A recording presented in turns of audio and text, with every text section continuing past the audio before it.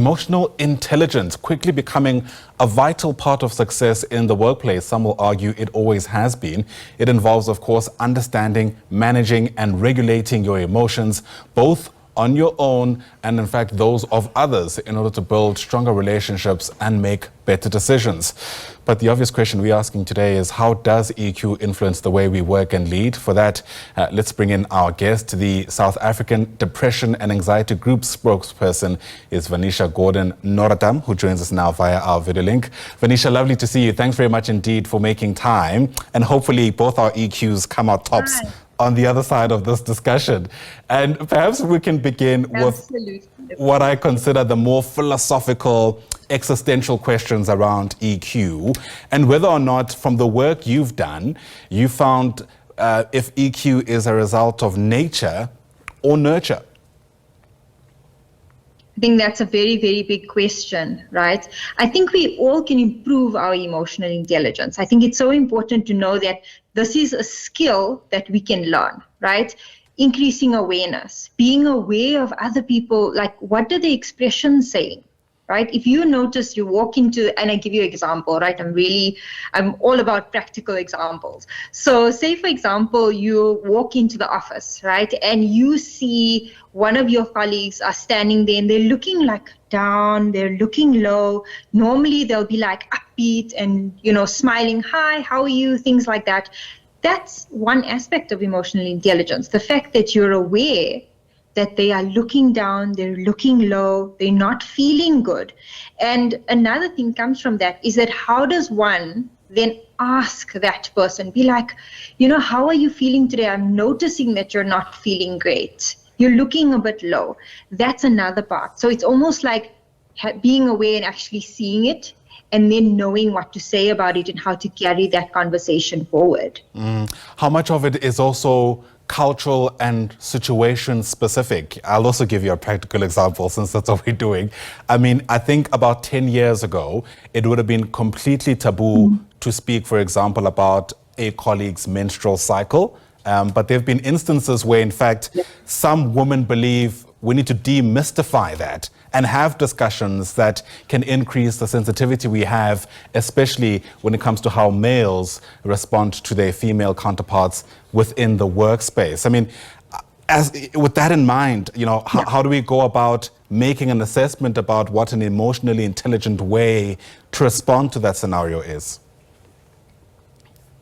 I think, okay, that's I think that's something that I didn't expect here, but thank you for throwing me under the bus a little bit. I think, it's so important to have these conversations, right? Because it's something that happens on a monthly basis for women, right? It's something that's natural. We can't avoid it. So why do we avoid the conversation? So say, for example, and exactly what you said, that talking about it within the office space. Maybe someone is experiencing, stress or overwhelm or pain because of their menstrual cycle for that month, right? And being open and saying, because of this, I'm feeling this. Because of this, I'm feeling pain. I have a headache. My back is sore.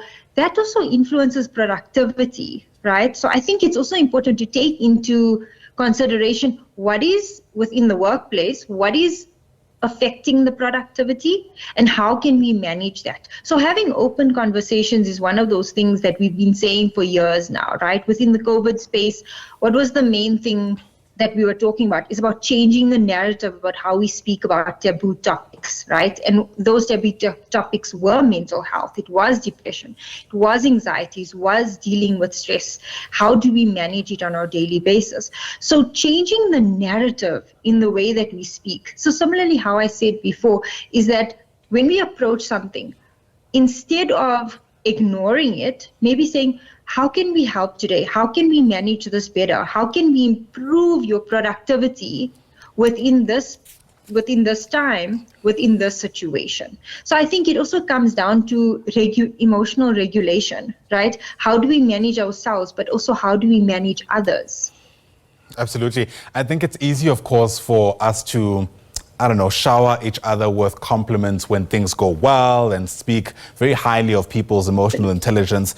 But it's a completely different ballgame in the context of conflict, which is, I think, when a lot of EQ is being tested.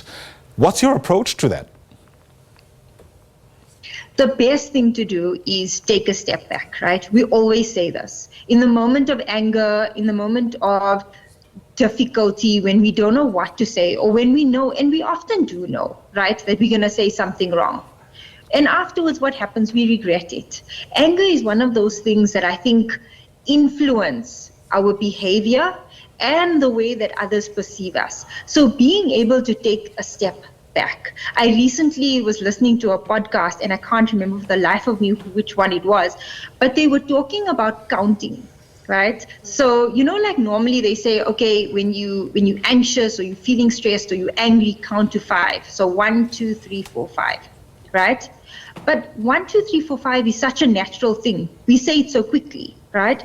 The better way to do it is actually to reset the brain, is to say 5, 4, 3, 2, 1. And see how that changes your perception. See how that changes your frame of mind. So if you're feeling angry, right, if you're within a conflict situation and you're not even sure what to do next, say you're in the workplace and you're not sure what you're going to do next, like this person has come to you with a whole lot of issues and you obviously want to react. It's a human nature situation, right? Is that I'm going to be defensive and then I'm going to defend myself. So instead of doing that, let's take a step back. Say 5, 4, 3, 2, 1 in your mind or on your hand. You can do it, right? And say, what do I see here? What am I hearing? And that's the biggest thing within conflict, right? Is what we're hearing versus what is being said. Yeah. In many instances, I think people are very quick to be able to point out others' level of EQ. It's not as easy to take stock of your own. And again, do you reckon is the best way to go about doing that, especially if you suspect that perhaps, you need to work on this, given the conflicts you come across at work, or perhaps the level at which you are unable to connect in the workplace?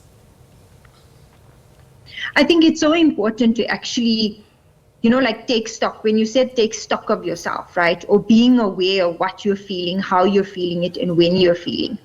One of the greatest ways, and it's been said for time and time again, right, is journaling, right? And nowadays we're so lucky. We don't have to take a pen and a paper and sit and have a book and journal. You can literally use your phone to do it, right? And now you also have WhatsApp, and it's this brilliant thing where you can WhatsApp yourself. It is the greatest thing, I think, invented by WhatsApp, to be honest, right? Is that write down things. If you're feeling stressed, you're feeling emotional, you're feeling down, you're feeling low, you're not feeling great, and you know that, right? You can feel it in your body, you can feel it in your mind, you can feel it in your daily routine, that I'm just not doing okay. Start journaling. And within this space, you can ask yourself questions like, what is affecting me negatively today? How is it affecting me negatively? How can I better manage it? Remember, the only time we can find a solution or we can work on something is if we say to ourselves, I have this issue, I'm struggling with this, but what can I do to better myself? What can I do to help me emotionally regulate, to increase my productivity, to manage my own well-being so that I can also manage the well-being of my family, my co-workers, my loved ones, my children? Because remember, if we're not looking after ourselves, if we're not at our best, how do we expect to be our best for our loved ones or for our work or for our colleagues that, sort of rely on us within teams? Absolutely. So much to take from that. Vanishaa, thanks very much indeed for speaking to us. And yeah, hopefully we can fix any of the discord that exists in the workplace, one conversation at a time. Vanishaa Gordhan Narotam is with the South African Depression and Anxiety Group. Once again, thanks very much indeed.